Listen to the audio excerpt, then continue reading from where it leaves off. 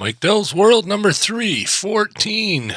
And I'm actually recording this in the studio on Monday, January 14th, but the majority of this episode was recorded on the road on the 12th, on Saturday. So anyway, I'm going to play that recording, and then I'll come back at the end.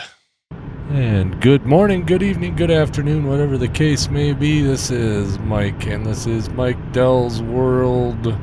Fill in the number here, because I don't frankly remember.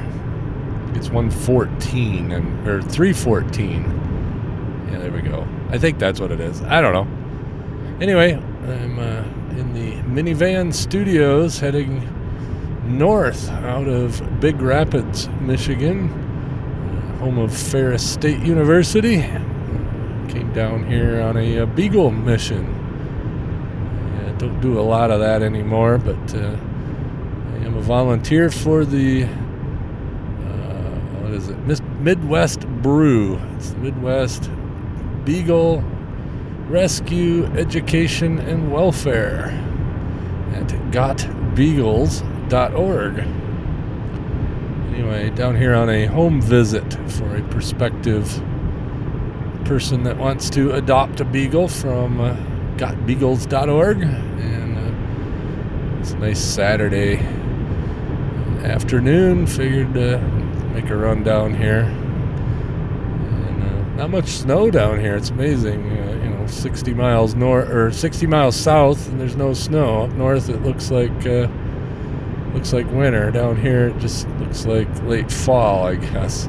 I mean, there's some snow in the fields and whatnot, but definitely dry roads. So able to get up to highway speeds. Hopefully the sound is good. I'm still tweaking the mobile studio setup here, but don't want to talk about that. Don't get to drive a lot anymore, not like I used to. Usually end up just driving around town. So actually got to take a little bit of a road trip today. Get some windshield time, as they say. But, it was nice meeting with the nice lady that wants to adopt a beagle. She's a university professor and lives literally next door to campus there. So really nice setup. Great setup for the beagle. She had a beagle that she had to put down 2-3 months ago, I guess, and is ready for the next one. So that's good. So she was all set up and familiar, so it wasn't a big thing, just a formality. And like I said, give me a good excuse to get on the road a little bit. But I had a little bit of windshield time as I was driving down here, and just got to thinking of a few things that have been going on and things I've been thinking about. And right now I'm drawing a blank, so it is what it is. Roads are dry. But, on the way down though, just to tell you, we had some black ice, black ice is just that. You can't see it really. And I come up to an intersection. Getting towards the highway and come up to an intersection, hit the brakes, and I started doing a bit of a fishtail. And those of you that are pilots know I did a ground loop. Did a complete donut in the road there at the intersection. Didn't go out in the intersection, but definitely held up traffic for a minute while I figured out how to get pointed the right direction again.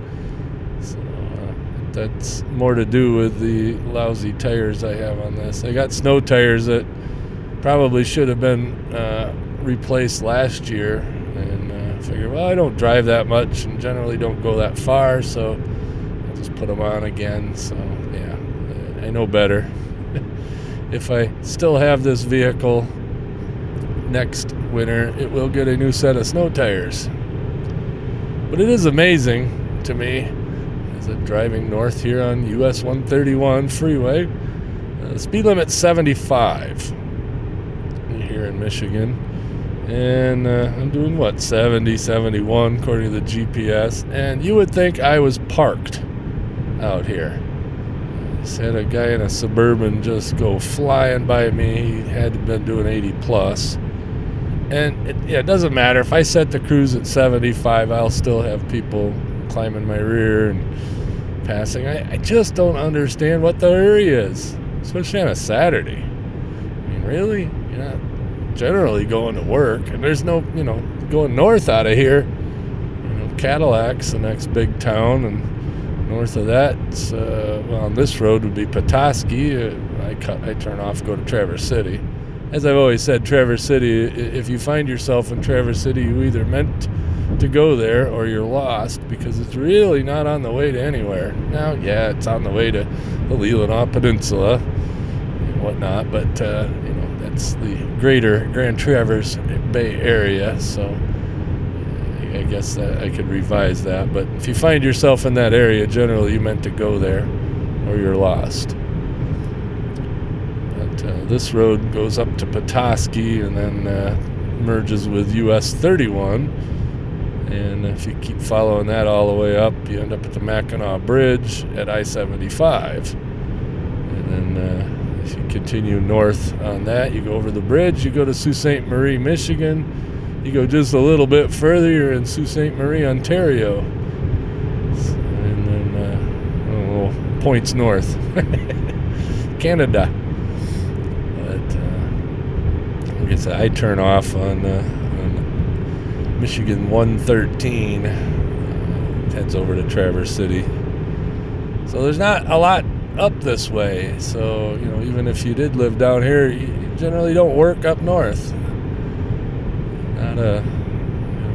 This isn't generally a very popular road. It is, but usually tourists going north. Well, most tourists don't go north on Saturday afternoon. They're already up there.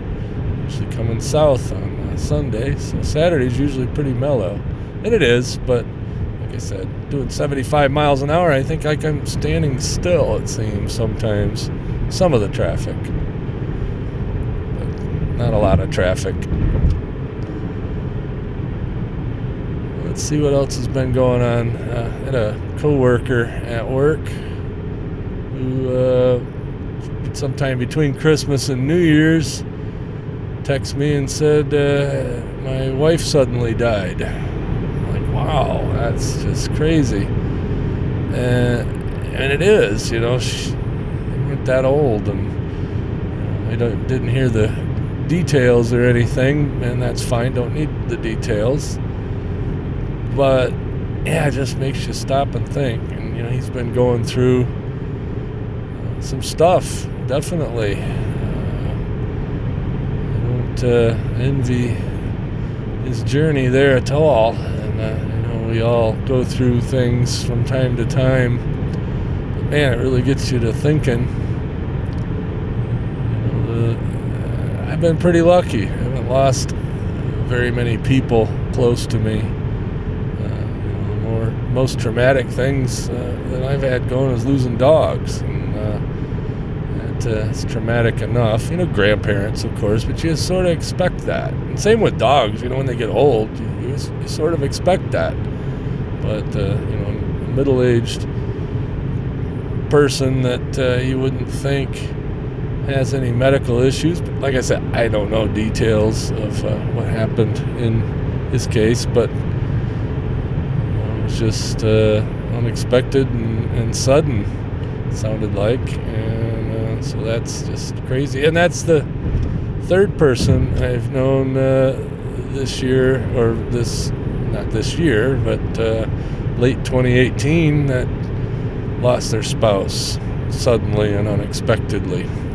Well, one was not so unexpected. She had cancer and all that. You probably know him, Max Flight, of the Airplane Geeks podcast. And what other podcast does he do? UAV Digest, I think. And anyway, his wife passed away this late summer, I guess. And then Brian, a friend up in the Upper Peninsula, lost his spouse Joe to a some sort of burst blood vessel issue in his brain, and he flew over to Mayo Clinic, and he hung in there for a little while, but eventually passed away, and it really sucked. Brian did a podcast way back in the day called the Procrasticast, and decided that that name was a little too hard to spell and promote, so he changed it to Audio Attitude, and then he quit podcasting. Maybe I could talk him into getting back into it, but he was really good at it. He did kind of the wall of sound, highly produced, artsy type podcast, and it was really nice. And then the guy at work there, he does some podcasting as well. Like I said, I'm not gonna say who he is, just out of respect right now, because it's not relevant. But he's been going through some stuff, and he's actually put out a couple episodes here since it's happened of his personal show, and it's kind of therapy for him, and definitely good to hear that he's working through what's going on. He's been back to work since then, and seems to be doing all right, like I said, from what I can tell. But just, wow, as he says, hug somebody you love, because you just never know. You just never know when that time comes. My wife and I are getting up there, and not way up there in age, but we're in our 50s now, and you just never know when something's going to happen, and hopefully nothing does. And same with the critters. I'm endeared to the dogs, obviously. I got Percy laying here on the seat. When we do a home visit, we always take a Beagle Ambassador. And Percy, being a brew dog, my failed foster, meaning we were fostering him and then failed to adopt him, so we adopted him. Not really. We just didn't offer him up for adoption. We said, I think we'll keep him. So they call that a failed foster. But so he's the Beagle Ambassador, so he's laying here crashed out. But just you think about stuff like that. My parents are getting up there; they're in their 70s. Got one grandmother left in her 90s, and she's doing well. But that stuff's coming. We got lots of aunts and uncles, sisters coming up on 50. We're all getting older, and things happen. Even young people. It just makes you stop and think that we're not here forever, and make the most of it while you can. But anyway, so I've been thinking about that quite a bit. Like I said, with 3 of them this last year that I knew personally, all from the podcasting world, and just it strikes and it bites. It sucks. Not much we can do about it, but it sucks. So like I said, definitely hug somebody you love, and or talk to somebody. Give your mom a call if she's still around, and that kind of thing. Just let people know, because you never know when they're going to be gone. And actually, a good friend of mine also passed away here recently. In fact, right around Thanksgiving time. And I happened to be driving through his area here now, just north of Reed City. He lived in a little town called Everett, out there in the middle of the state, and that was the exit I would have taken to go to his house. And now he's gone. He lived a long, fruitful life and all that, so I don't feel, I feel bad that he's gone, but certainly in a better place than he was for the last few months. So it all makes sense. So I don't know, we ought to get on to something a little less depressing. See, the vehicle search. It's always a topic of discussion. I went and test drove some vehicles last Saturday, and they're okay. I just don't want to buy new. I'd love to be able to buy new. I mean, I could buy new if I wanted to. I'd love to be able to justify it in my head, because you get a new vehicle, and what I kind of want, that'd be 50 grand, or high 40s at minimum, and I don't want to do that. So I can get a 10-year-old version of that, or not even a 10-year-old, 8-year-old version of that for quarter of the cost. Probably a good idea. But the ones I looked at least the Ford I looked at, you could see rust starting all along the rocker panel. And I'm like, I don't want to buy a rust problem. And then looked at a Toyota, and I was all like, hey, that worked pretty good. Full-size Toyota Tundra truck. Had 100,000 miles on it, but otherwise it was in really nice shape and all that. And got to looking up things, and they have a timing belt instead of a timing chain, which not a problem, but it's supposed to be changed at 100,000 miles. And this one had 106, and no record in the Carfax of it having a timing chain or timing belt. Well, timing belt's $500, and so I just inquired to the dealer. I said, that had the truck. I said, "You guys gonna get that timing belt? And while you're at it, water pump, since it runs off timing belt, change." And he said, "Oh, no, price is the price. Take it as is." Oh, all right. I said, "You won't give me $500 off so I can go have it done?" No, price is the price. Like, okay, well, wasn't that great a price, so to heck with you. So I'm not going to get that. So luckily I'm not in a hurry, not desperate, not falling in love with any vehicles. That's the problem with buying a vehicle. Sometimes you fall in love with them, and then you'll overlook things and don't do your due diligence, and then you end up with a expensive problem on your hand, or something that doesn't last as long as you thought it might. I mean, yeah, there's always dangers in buying a used car, because generally you're buying them as is, which makes total sense.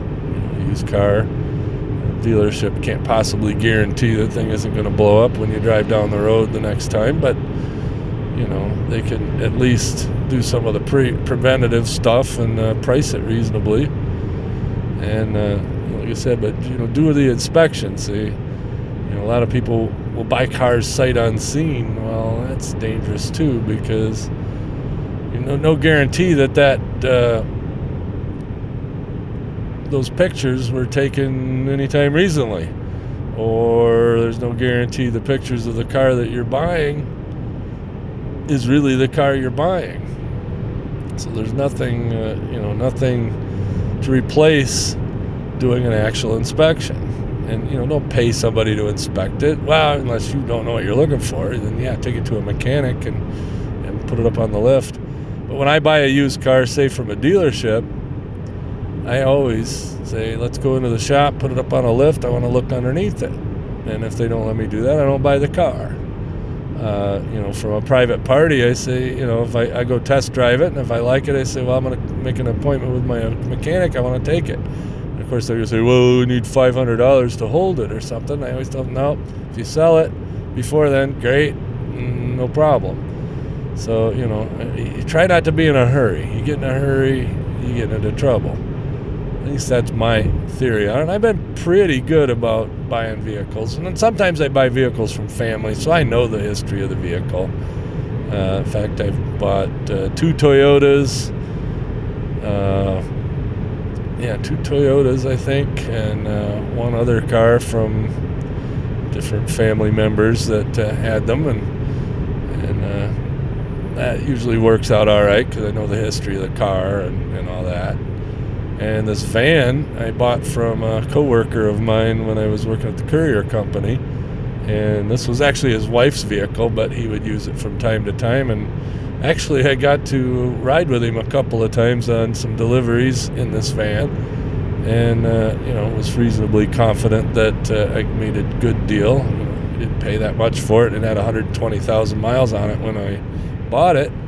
Well, here we are, 4 years later, and at 237,000 miles. I just had to hit, that's where the noise came from. I had to hit the odometer to see what the total mileage was. And, this thing's been reasonably good. I've had to do a couple of tie rod ends and, alternator and, some brakes, that kind of stuff, tires, routine maintenance items, but it's been, a solid van for what I paid for it. And, like I said, I've been pretty good about it. The Toyota that my wife's driving now was bought from her boss, who bought it new. So she knew that car, the whole time, and so we always buy used, but we generally buy smart. That's how it works. The old Cadillac Escalade that we had, when we got it, we borrowed it for the day from the seller, and I took it over to my dad, who at the time was working at the Toyota dealer. Had him put it up on a lift, and we looked it over really good and took it for a ride and everything, and that car lasted us over 100,000 miles that we put on it, and as far as I know, it's still running. I sold it, but we definitely pay attention to inspecting a vehicle, because if you don't inspect a used vehicle, even a new vehicle, seriously, you should really inspect a new vehicle. There's lots of stories where a car got wrecked while in the possession of the dealer or being delivered or whatever, and then they did extensive work on the vehicle before it was ever titled, so there's no record of that accident in the records, and then later on you come back and find out the thing's been wrecked and it's not right and all that. Now, you should get the lemon law going here.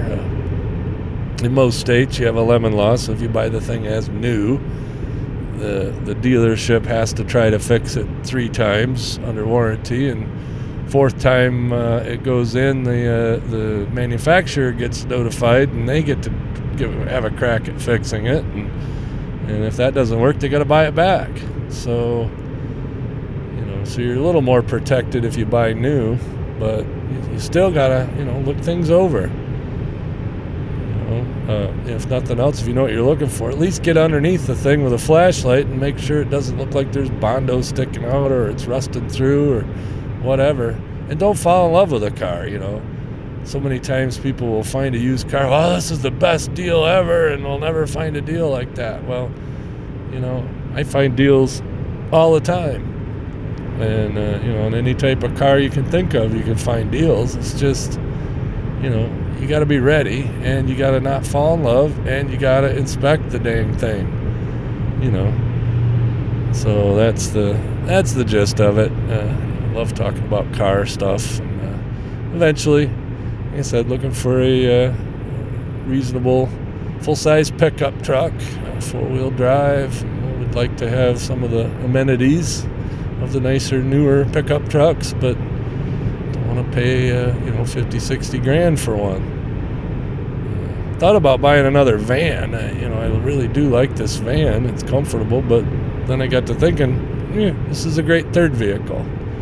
So current thinking is I'll get rid of the little pickup that I have, get a newer, nicer, bigger pickup. That'll be my primary vehicle, and then this will be the third one that we use for. And what's nice about this van is I can fold all the seats down and all 4x8 sheets of plywood or whatever, and that's come in handy. But this would be a great backup vehicle, if one of the other main ones are in the shop or whatever. This thing's been reliable, knock on wood, and it's rusting a little bit, but not so terrible that it's unpresentable. Anyway, so I'm just coming up on Cadillac, Michigan. I don't know if the town was not named after the car. I don't know if the car was named after the town. I think the car and the town were named after the same person, which I believe, if I'm not mistaken, was some sort of French explorer, but I don't know. Anyway, Cadillac, Michigan, it's kind of where the freeway doesn't quite end here, but it ends pretty close to here. Another town called Manton, a few miles north of Cadillac, but US 131 sort of skirts around the outskirts of Cadillac, so you don't actually go through, go around. And I'm just on the southern edge of the Cadillac area. And, it's a pretty nice town, a small town, obviously, like they all are up here. And Traverse City being the biggest one. Cadillac being quite a bit smaller. Petoskey is quite a bit smaller. Charlevoix, all that. See, I talk about Michigan all the time, don't I? Anyway, so that'll do it for this segment anyway. I think I'm going to get off the freeway here and hit the rest stop coming up. Okay, well, let's see. Sorry about the little bit of background noise there on that recording. I'm still sort of working out how it is I want to record mobile, but I think it sounded all right considering. And really don't have much more to say other than I made it home. Everything was cool. The Beagle was happy to be home and all that good stuff. You know how it is. And then I got a bunch of other stuff done. One thing I do want to mention, not that it's going to be an overall subject of my podcast, but I am on the low-carb diet and successfully lost about 6 pounds so far, so wish me luck on that front. Anyway, catch me later.